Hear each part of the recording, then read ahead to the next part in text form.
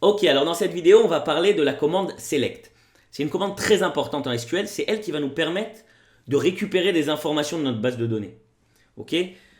Donc ce qu'on va faire, je vais aller sur la base de données store. Tout simplement, c'est là-bas qu'il y a le plus de données. Donc ça sera plus intéressant de vous montrer sur un exemple avec plein de données. Si je vais sur la table Customers, donc je vais vous la montrer vite fait à quoi elle ressemble. ID, first name, last name, email, password, avatar, join date. Ok. Et j'ai dedans 23 enregistrements. On avait mis le ID en auto-increment et il s'est mis de 1 à 23. Maintenant, là vous voyez que je suis sur l'onglet Browse. En fait, il m'explique que pour me montrer cette liste, il a fait cette commande. Des fois on dit requête, des fois on dit commande, appelez ça comme vous voulez. Commande SQL select étoile. Ce étoile, il veut dire quoi? Il veut me dire sélectionne-moi tous les champs. C'est-à-dire que je vais voir et le ID, et le first name, et le last name, et le email. Bref, tous les champs qu'il y a dans ma table. From, de quelle table tu veux sélectionner? De la table Customers. Donc là, maintenant, je vais aller avec vous dans la partie SQL. Je vais me mettre dans le contexte de la base de données. SQL. Et on va taper select. Exactement ce qu'on a vu juste avant. Étoile. From. Customers.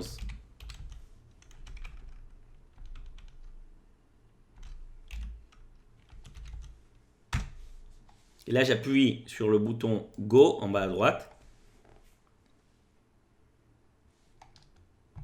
Et vous voyez, on a exactement la même liste. La liste de tous nos enregistrements.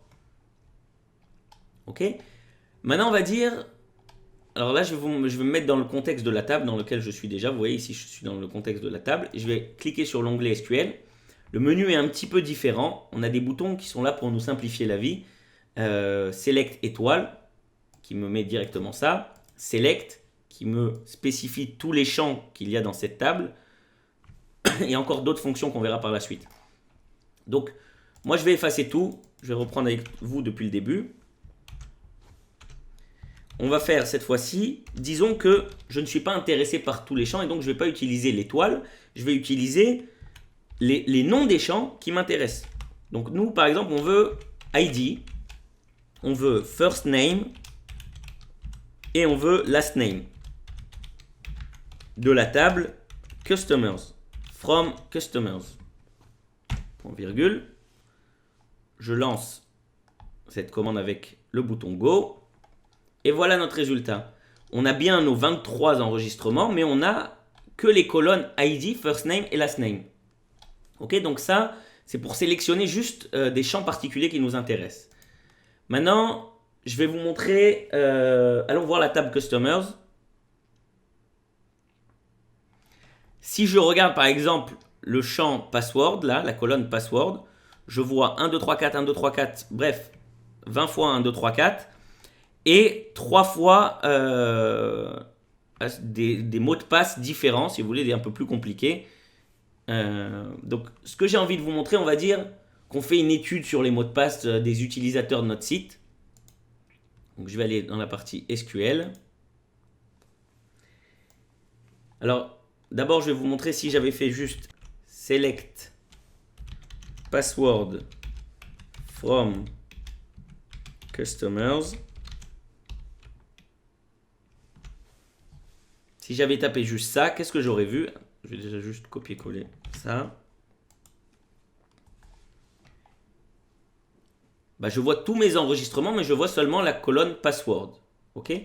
Maintenant, moi, je veux savoir juste les passwords différents qui existent. C'est-à-dire que si 1, 2, 3, 4, il a été utilisé plusieurs fois, moi, je veux une seule ligne avec 1, 2, 3, 4.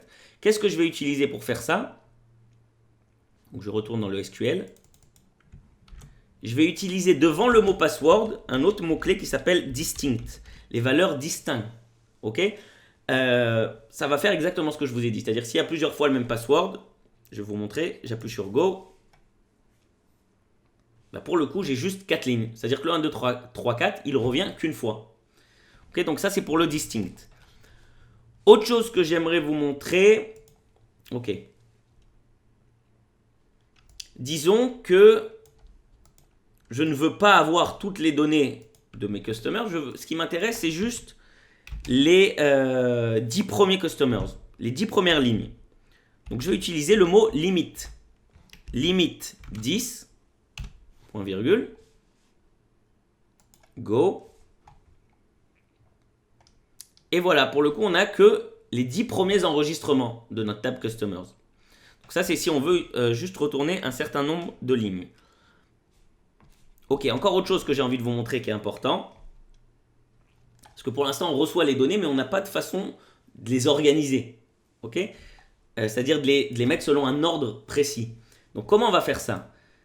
Comment on va les mettre selon un ordre précis? On va dire, juste je vous montre que par défaut, nos customers, je reviens sur la table customers,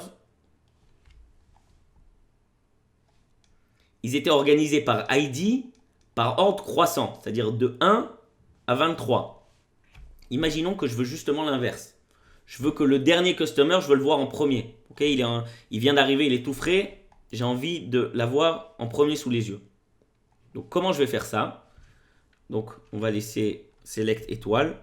Bien sûr, vous pouvez faire des combinaisons de tout ce qu'on a dit. À chaque fois, j'en montre qu'une. Mais rien ne vous empêche de faire des combinaisons avec limit, order by, distinct. Bref. Donc order by, ça veut dire ordonné par le champ ID. Ok? Maintenant, ici, je vais rajouter après le champ un autre mot-clé qui va me permettre de savoir est-ce que c'est par ordre croissant ou par ordre décroissant. Croissant, c'est ASC. Si vous écrivez rien, c'est ce qui va se passer par défaut, c'est par ordre croissant. Et par contre, si vous voulez par ordre décroissant, vous allez écrire DESC, décroissant. Ok? Donc là, si j'appuie sur Go, vous voyez, on a tous nos customers par ordre décroissant. Cette fois-ci, on a la première ligne, c'est avec l'ID 23. Ok? On peut très bien aussi, je vais vous montrer juste un autre petit exemple. On va dire que je veux tous les prénoms de mes customers, juste la colonne prénom, mais je la veux ordonnée par ordre alphabétique, c'est-à-dire par ordre croissant. Donc je vais dire order by first name.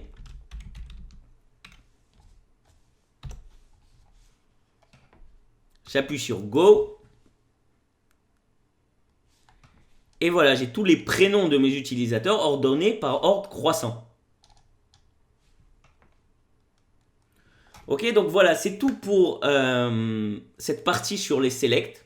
Rendez-vous dans la prochaine vidéo.